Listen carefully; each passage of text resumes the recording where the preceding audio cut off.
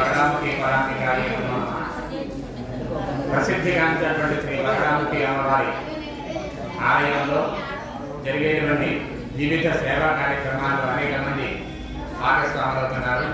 మరి అందులో అమావాస్య రోజున వచ్చేటువంటి వేలాది మంది భక్తులకి మరి దాదాపుగా 5 రకాల ప్రసాదాలు అవన్నీ కూడా ఉచితంగా భక్తుల సహకారంతో అందజేస్తున్నాం.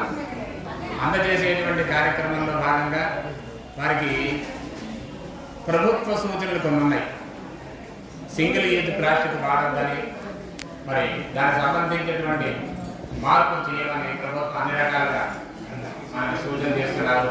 అందులో భాగంగా మరి వచ్చిన భక్తులందరికీ కూడా ప్రసాదం పెట్టడానికి మరి మళ్ళీ తిరిగి ఉపయోగపడే విధంగా మంచి ప్లాస్టిక్ బఫే ప్లేట్లు అవసరమయ్యే.